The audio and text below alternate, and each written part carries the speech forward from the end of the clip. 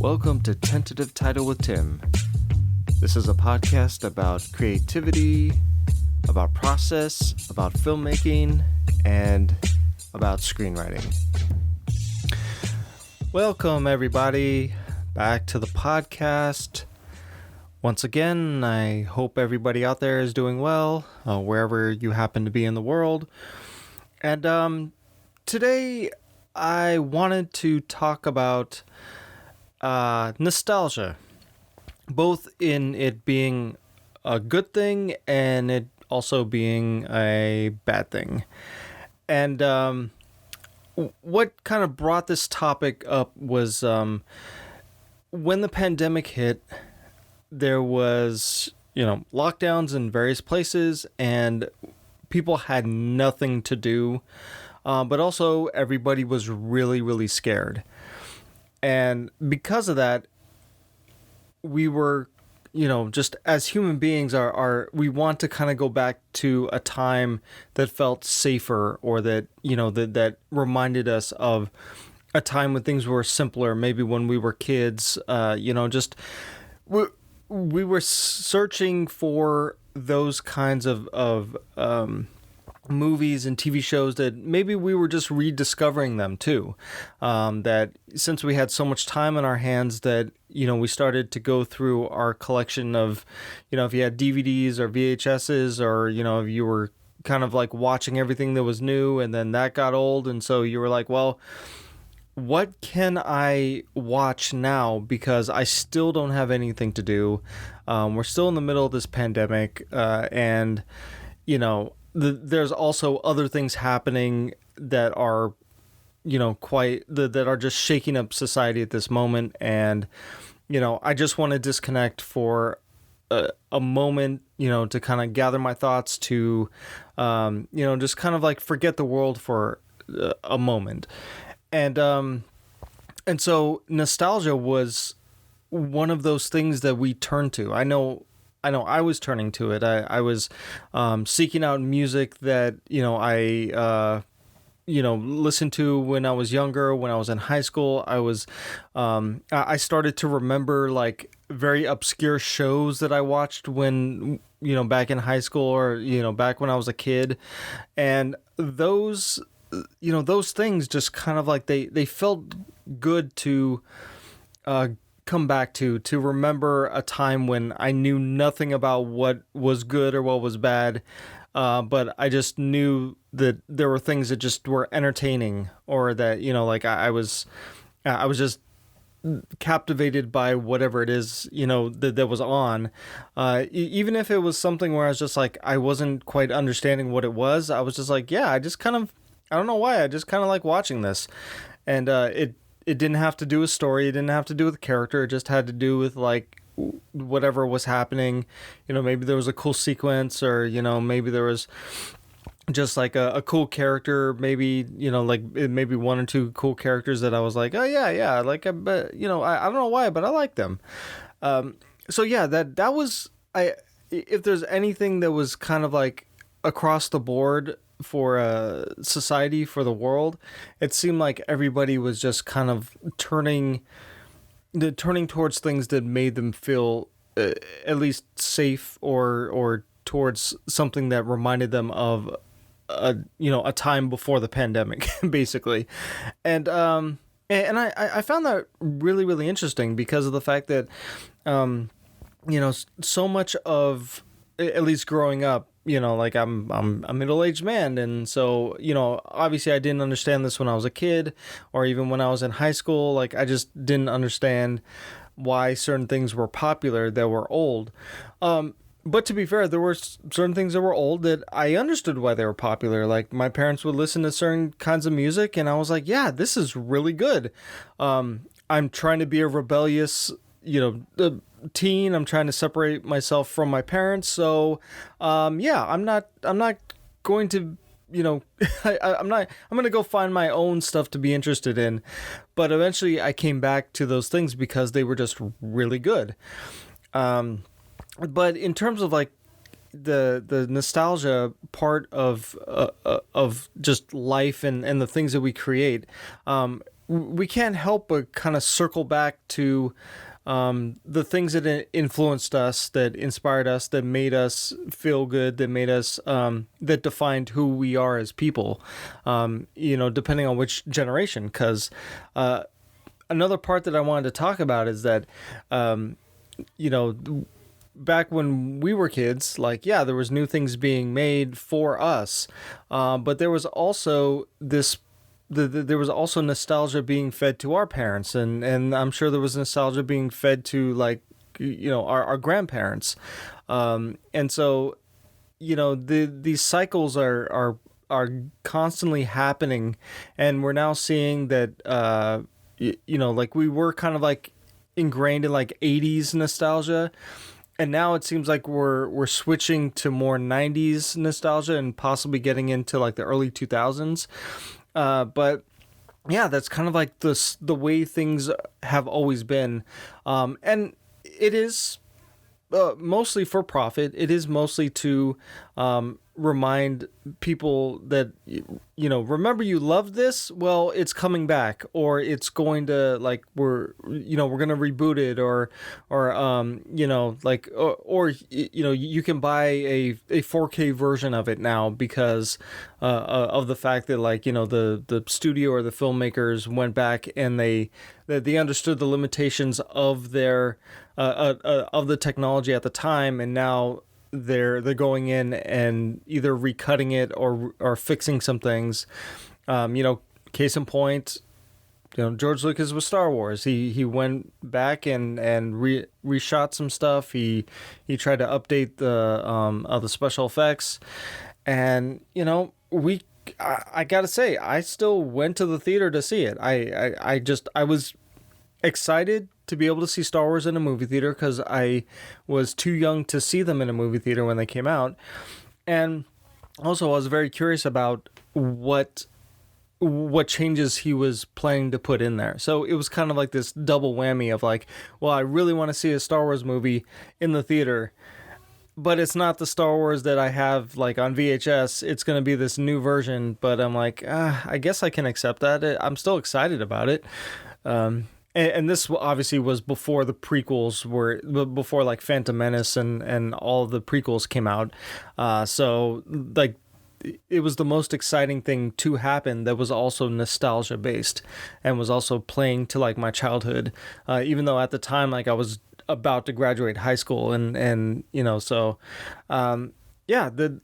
nostalgia is a very, very powerful emotional part of the human experience. And, I don't want to say that, like, we shouldn't seek those things that are nostalgic, or to, kind of like, if we see that a company is trying to fit nostalgia into what it is they're making, that, like, if they do it right, if they present it in a way that it's not just about, like, putting something into their show or their movie just because they think that one element is going to get you to watch, but that they actually incorporate it into this new thing and into the characters, into the world that they're creating. And I think that's where we can get into how nostalgia can be a bad thing. I mean, not only because of the fact that, like, nostalgia can be used against us in terms of, like, getting us to be emotional, like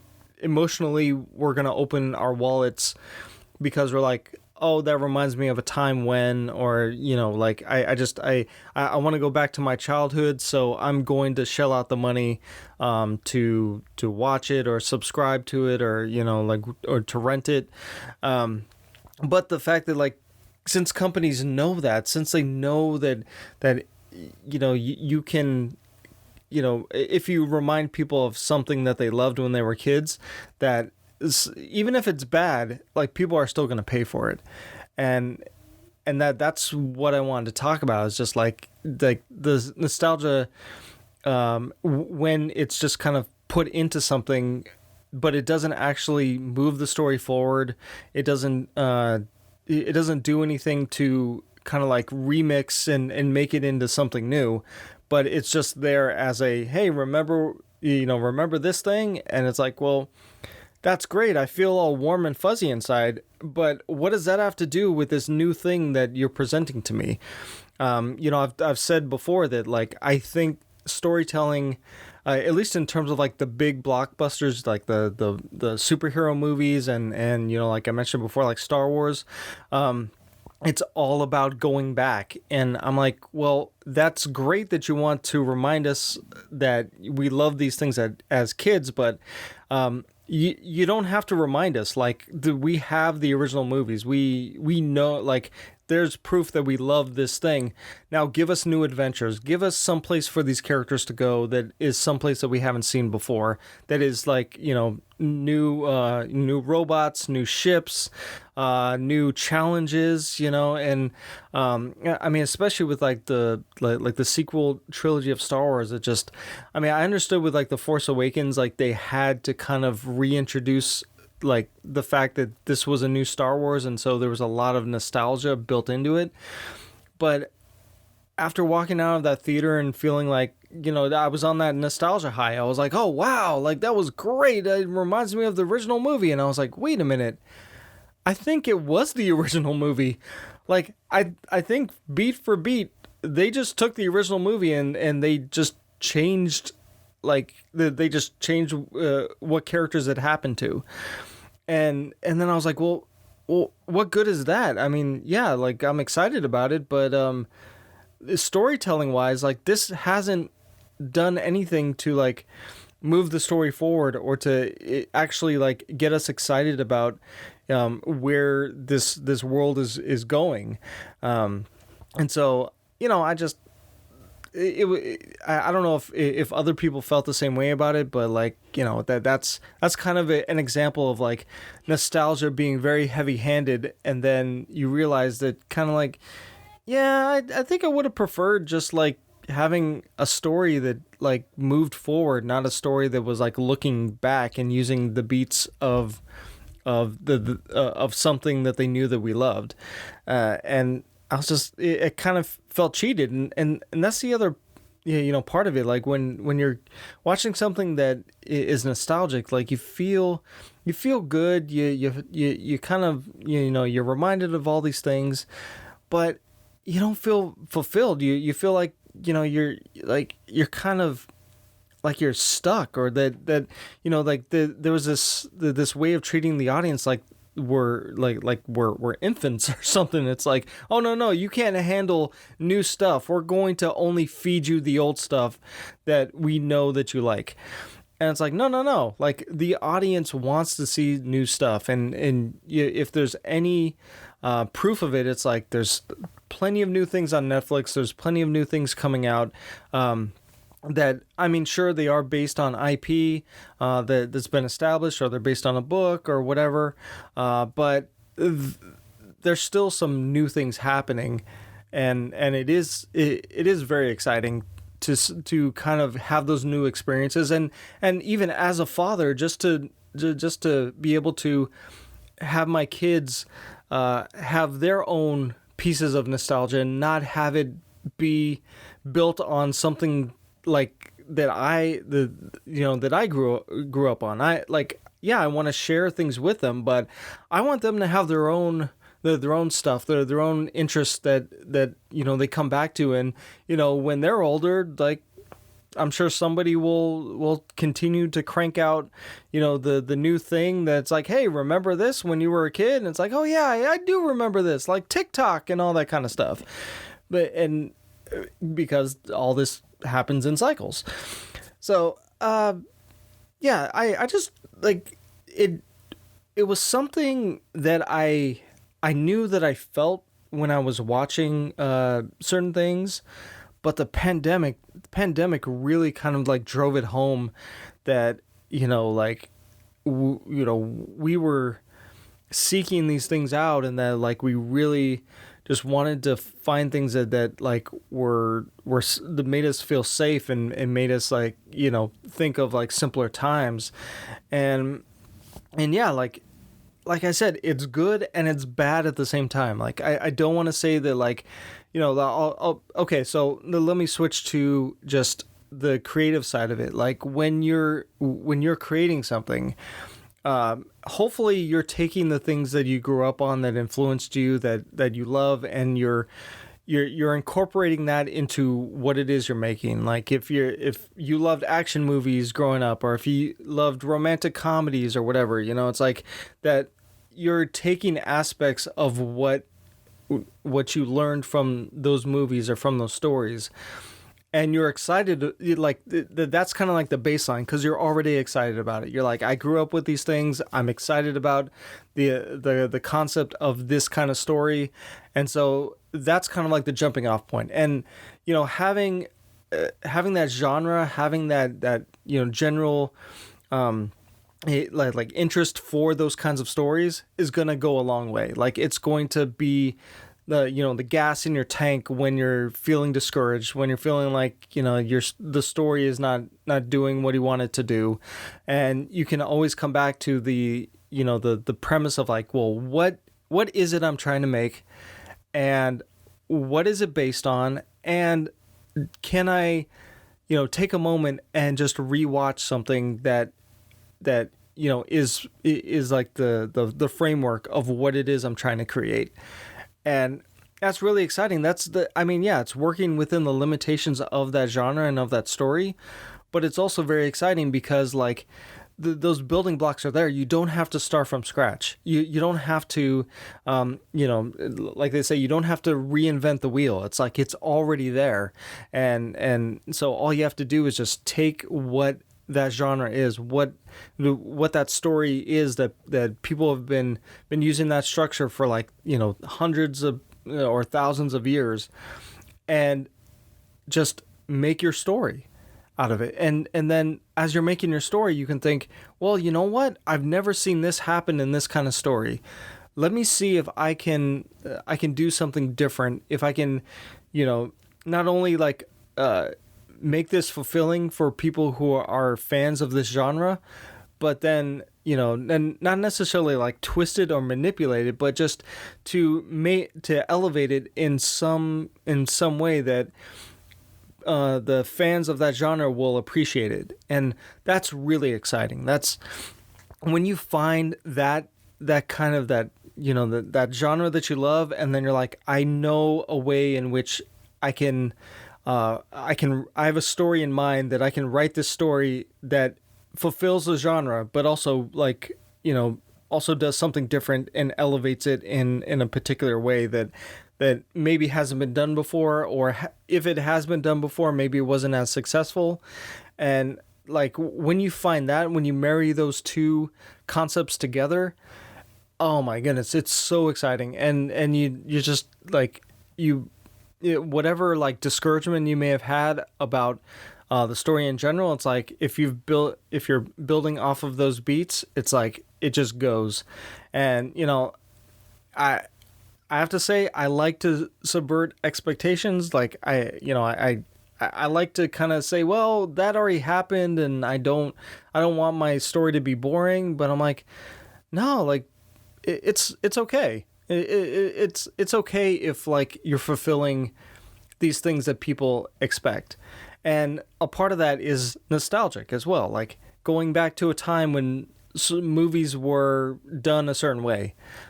Since everybody's trying to subvert expectations, if you do something that is very a clean cut, kind of like straightforward story, like you might be surprised that like the something that you're making that you consider to be boring might actually be the most exciting thing that people want to watch, or that people want to read, because it doesn't try as hard to to subvert those expectations, and actually like it uses nostalgia in a very positive way, in a way that reminds people of their childhood, of watching of the way in which things were made when they were kids. And that's a way that we can use nostalgia for our benefit, and we can also fit things in from our childhood that were interesting, that maybe we haven't seen in a show or in a movie before. Like recently there was Squid Game, and oh my gosh, I should probably do like an episode just on that series, but it's a very, in a way, it's kind of building off of this nostalgic idea of games, like when these people were kids, and so it's building off of the children's games. Granted, there's deadly consequences, but the concept is built off of childhood games, the nostalgia to go back to the schoolyard and to play these games when you had no worries in the world. And maybe that's why Squid Game works so well just on a basic level, is because it's built off of that concept of like, wow, like everybody remembers being on the schoolyard and playing games with other children. For the most part, that's like across the board, that's generally what people remember is being in school and playing games. And so right off the bat, it's like that kind of hooks you in of like, oh wow, they're playing childhood games.